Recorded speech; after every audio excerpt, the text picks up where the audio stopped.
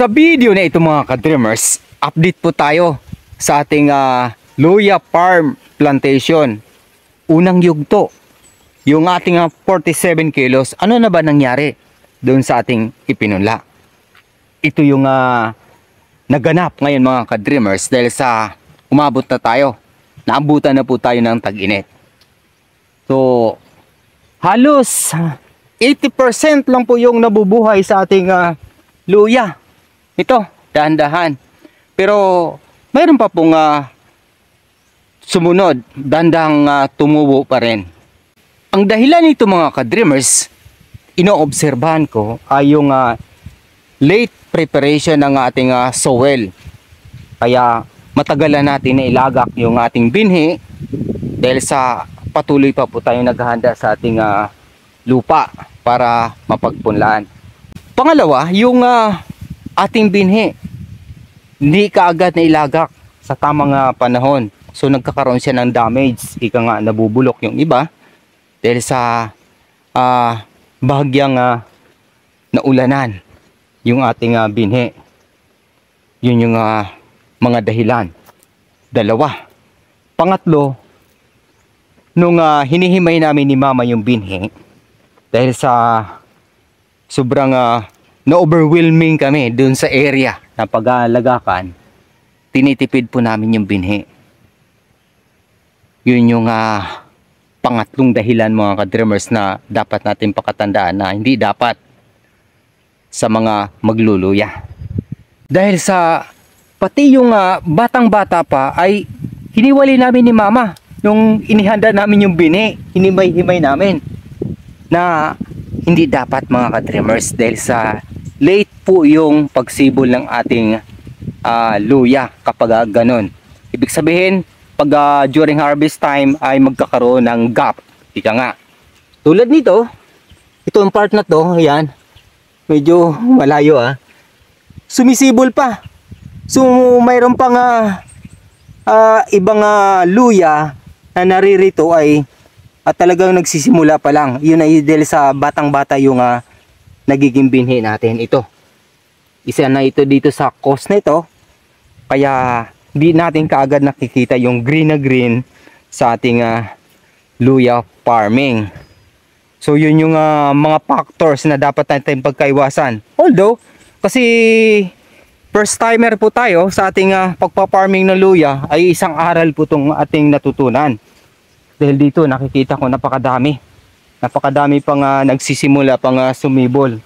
Kaya sabi ko mapag-iwanan to siya during harvest time. Dahil sa yung iba, ang hahaba na, tataas na. So halos 45 days na yung ating luya ngayon dito. Pero manaka-naka pa rin yung talagang tuluyang sumibol. Tulad nito, ito na yung dapat ganito na siya. Kayabong yung ating luya. Pero meron pang halos 1 inch yung sumisibol ngayon. Kaya ang pananaw ko dito ay 80% yung mabubuhay dito sa ating luya. Sa tubig naman, tinitingnan ko din yung pangunahing dahilan sa ating luya farming dahil sa inabutan na po tayo ng summer season na halos. Kaya maaaring sa tubig din kailangan. Pero yung lupa pa naman basa pa ito.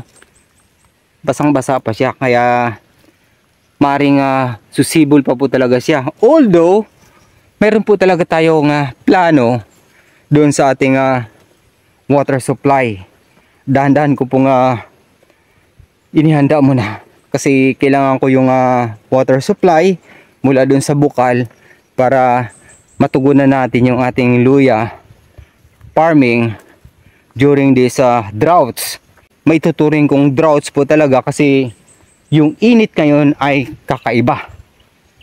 Pero sapat pa rin yung paghahanda natin dahil sa ilang araw lang naman hopefully matapos natin yung ating water supply mula doon sa paanan ng bundok papunta rito sa kapatagan. Praise God dahil sa may natutunan po tayo dito sa sasaka ng luya kahit papaano. Panimula Although 47 kilos pa lang yung ating nailagak dito, pero kailangan natin pangalagaan. Hopefully, we pray na magbubunga pa rin siya. May awa ang Diyos, baka half kilo naman yung isang puno, di ba? Di magkakaroon tayo ng full blast sa hinaharap kahit papaano.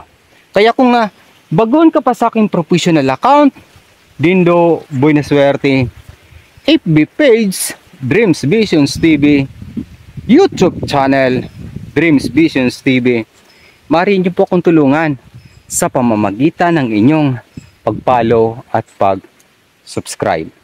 At sa hinaharap, sa aking mga pangitaing panaginip ayon sa Biblia, mga tanda at kababalaghan bago ang dakilang araw ng Panginoong Hesukristo.